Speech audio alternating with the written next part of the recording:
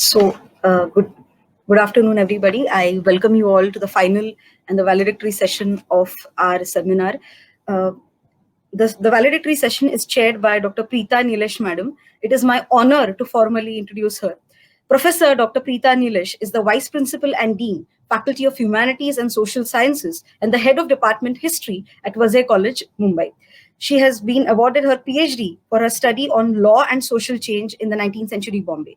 She has been a keynote and a plenary speaker and resourced at conferences and published research papers in journals of repute.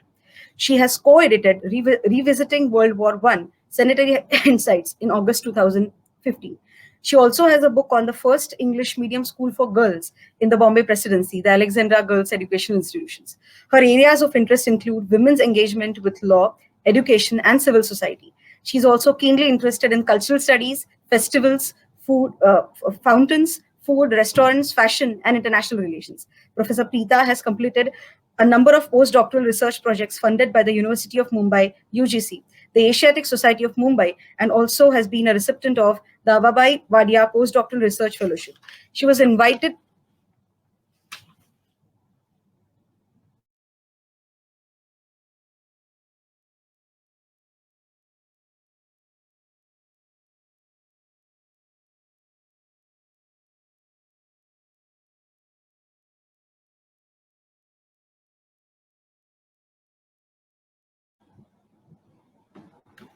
I'm so sorry. I'm so sorry. I had a problem with the connection again. I am so sorry. I continue with the introduction.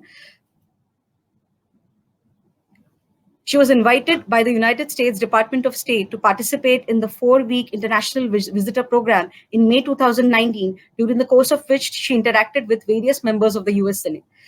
Professor Preeta is recognized PhD and MPhil guide for the history as well as defense and strategic studies, as she has guided students towards MPhil and PhD in history and defense and strategic studies. It is an honor to have you, ma'am.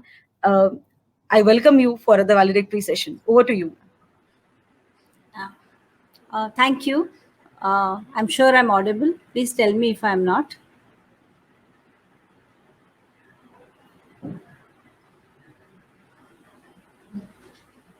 Am I audible?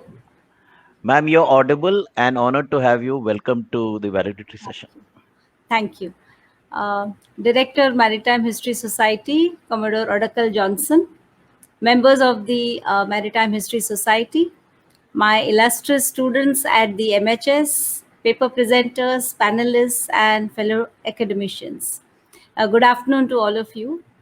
It is indeed a pleasure to be addressing this gathering of eminent scholars and wannabe policymakers. I consider it a privilege to deliver the valedictory address today. I commend the Maritime History Society for organizing this seminar to celebrate the 75th anniversary of the Indian Naval Uprising alongside the Department of Civics and Politics. It is exceptionally relevant since this is an event that has been rather sidelined in any discussion on the Indian national movement. I'm sorry not to have been able to follow your discussions over yesterday and this morning on what I consider an interesting and important topic. Professor Uttara Sahasrabuddhe's concept note, I understand, highlighted the importance of historiography and also discussed how post the Second World War there was a surge in the recruitment to the RIN and Indians got exposure to training and to international norms.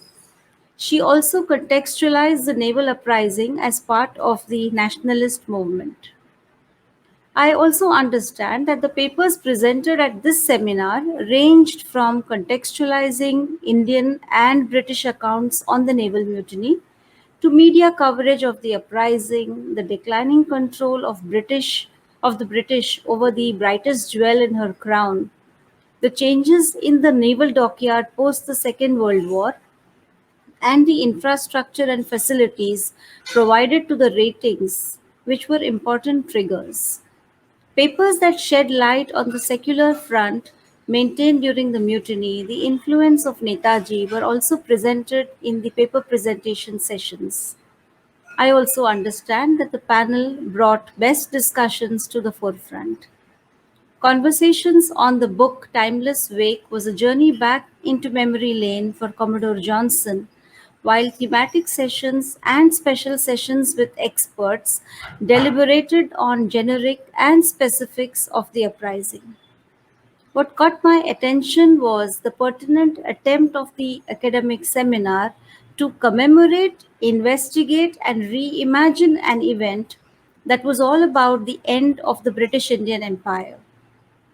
No history class can do justice to this event as any other by merely studying it as one of the occurrences that happened during India's struggle for independence, followed by a written examination or an examination similar to the pandemic driven MCQ pattern, wherein those who have studied about the early years of the Indian independence movement and are thorough with it leave this topic for option, which must be the case with some of us here. Researchers would agree that the best way to learn and remember an event that is of importance is seeing, doing, and discussing.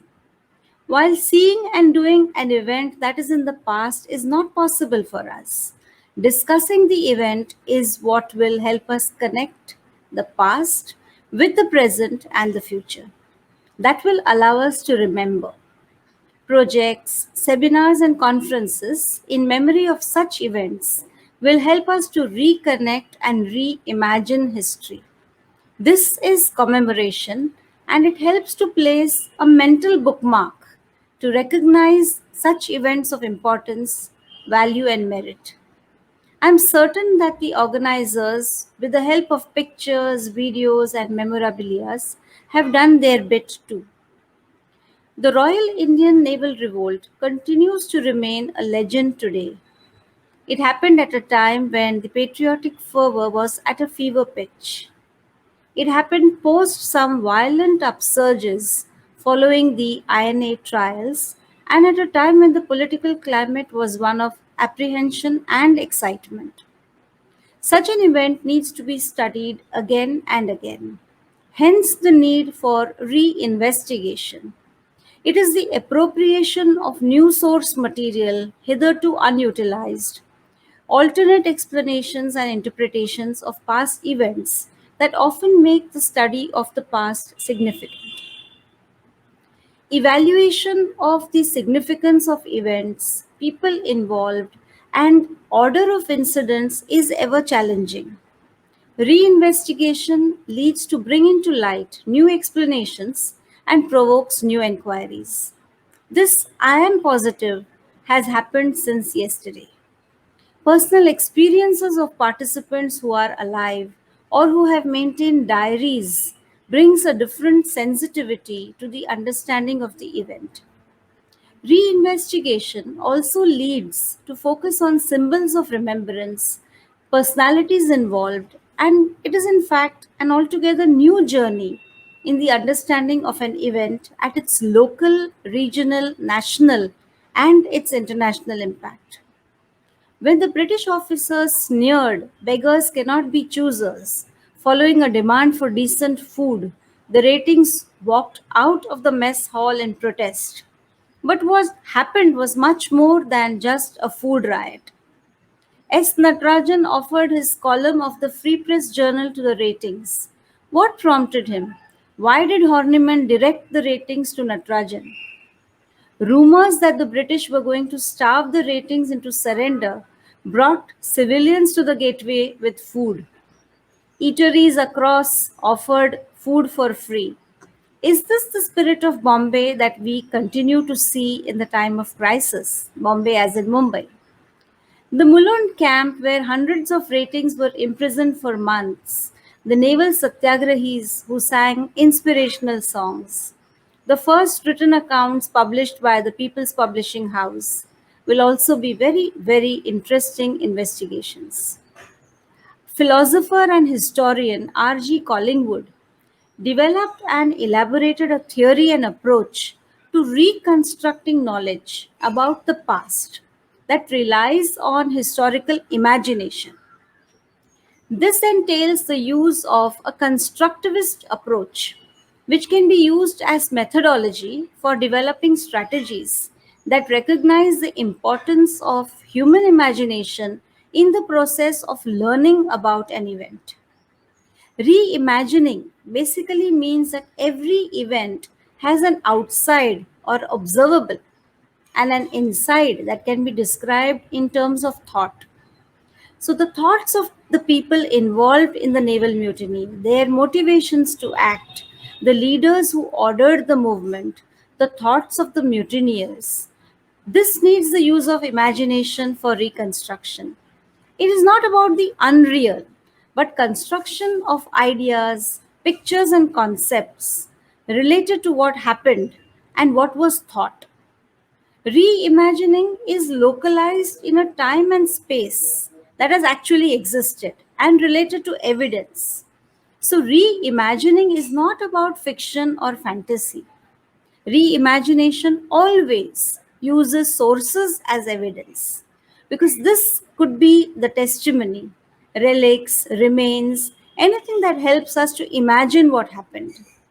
In this process of reimagination, there is a reenactment with interpolation, that is bridging the gap, and interrogation, that is not accepting anything at face value.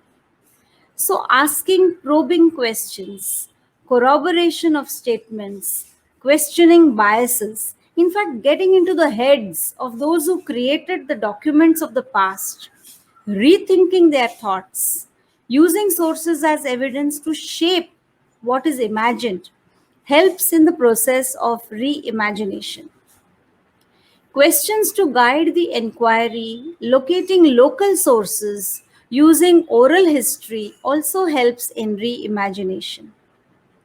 Reimaging and reimagining past events will also help us to understand the role of Mumbai in the naval mutiny, the participation of women, the meetings, the processions, the hartals, their leadership, how various religious groups joined and maintained communal harmony, the curfew in Mumbai.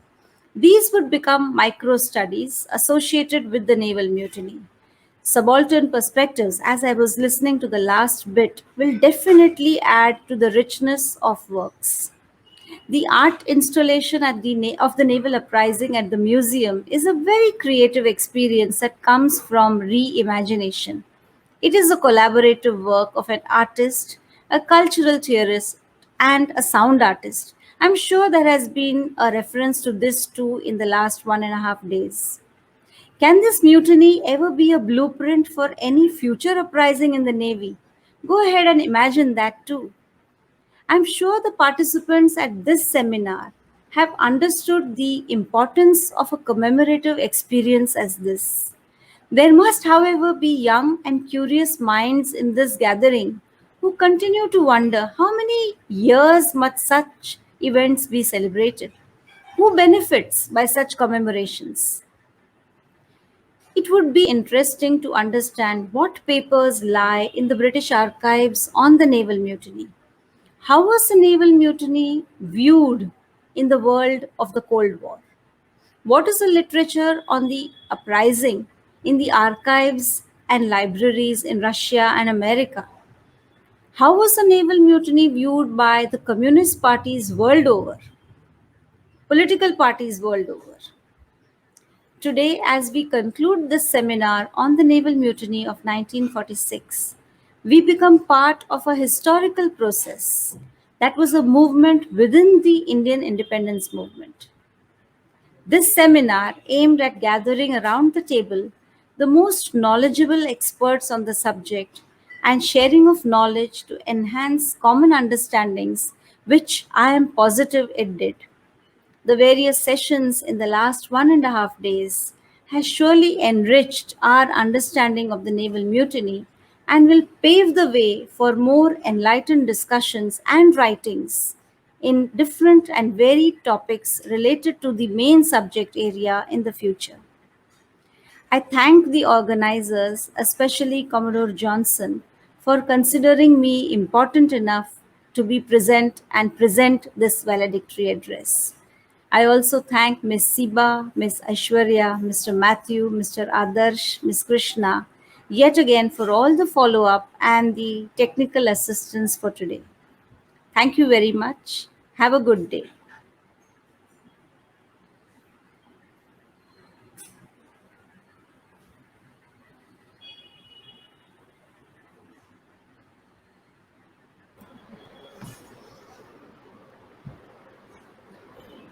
Thank you, Professor Preeta Nilesh, for this wonderful, thought provoking valedictory address. We have come to the end of our 2-day seminar entitled Naval Uprising 1946 Span and Significance. But before we say goodbye, we would like to thank a few people and institutions without whose support this seminar would not have been possible. I begin with thanking the patron MHS, Vice Admiral A.R. Karve, retired, for officially inaugurating the seminar. He has been a mentor to us and has encouraged the intellectual efforts of the society, which has given us the autonomy to grow. Many thanks to Commodore Odickel Johnson, Director and Head of Research at the Maritime History Society, who has supported our efforts in conceptualizing and conducting the seminar. Our sincere gratitude to Professor Uttara Sahasrabuddhe, Professor of International Relations and Head, Department of Civics and Politics, who, despite her busy schedule, delivered an engaging and insightful thematic address. Many thanks to Commodore Srikant Kesnu for his unflinching support and for agreeing to chair the panel discussion today. Our sincere thanks to Professor Anirudh Deshpande, Department of History, University of Delhi, and Shri Pramod Kapoor, founder and publisher, Roli Books, for sparing their time for the seminar and enlightening us with a valuable discussion on the uprising. We want to thank Professor Preeta Nilesh, Vice Principal, KET Vaze College, Mumbai, for delivering an incisive, astute, and thoughtful valedictory speech. Many thanks to Donald D'Souza and Mansi Misar Tilotkar for efficiently moderating the thematic sessions. A big thank you to all the scholars who presented insightful, well researched, and thought provoking papers in the thematic sessions. Special thanks to Professor Rajesh Kharat, Dean, Faculty of Humanities, University of Mumbai, for his intellectual support and inspiration during the preparation of the seminar. We would like to express our gratitude to the Department of Civics and Politics for collaborating with the MHS as an academic partner for the conduct of the seminar. We would also like to thank all the other departments who have supported us with intellectual and back-end support, including the Department of History in the University of Mumbai. Last but not the least, I wish to congratulate and thank the MHS team for having conceived this academic seminar and for tirelessly working to making it possible. In the words of our director, may many more of us be ignited with a passion for things maritime, as life began at sea, and that is where we all shall end like a drop that goes back to the ocean. Salvation or moksha is finally going back to the ocean.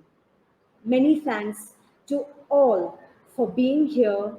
Wishing you a great afternoon and pleasant memories. Goodbye and Godspeed. Uh, Dr. Siba, I've just done this. We need a moment, and maybe I'll get Professor Mansi, if she's still around, to join. At the end of it, we don't have photographs, but we have screenshot moments. That is modern technology. So, yeah, Mansi, so thank you.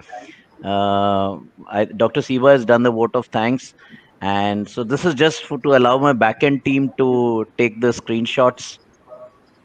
And, thank Thank you. And So you are on mute. We can't hear you. So you have to unmute yourself. Yeah, I just want to say thank you to everyone for having been a part, especially Professor Preeta Nilesh, who I've literally used all my network to pull her out from a major preparation herself, and Mansi, who we've been working together silently over some period of time. So thank you, Dr. Siba, who's been a part. Mansi, I know there are some people supporting you from the back end. So I thought this is best screenshot moment. We can't take photographs, so they are screenshot days. Okay, the new environment. But thanks to each one of you. Sir, can you hear me? Yes, yes. So Dr. Uttara Sasrabudde is also with me in the same room. So can she also be a She part must of? join. She must should join be. for this. Let her just screenshot gets all of us. And I won't come in between besties anywhere. Yeah. Okay, this is perfect screenshot. I just So that is the thematic address and the validatory address and all the working hands behind, and I get the benefit and credit for everything. That's the way of you the deserve world. it. You deserve it, of course. So, and a lot of work. Dr. Uttara has agreed. We will be meeting up. We will do follow up. But this is going on live. It doesn't end here. It's not just about the RIN uprising, but re-examining. And I think that's been a thought. Re-investigating has been there. So this is all to those who are still listening, to about 20 odd people who are still logged in, even at this late stage. We are not closing this. We are doing a lot of investigation. But thanks to everyone. And this goes out on social media. So we are going to be famous. Thank you.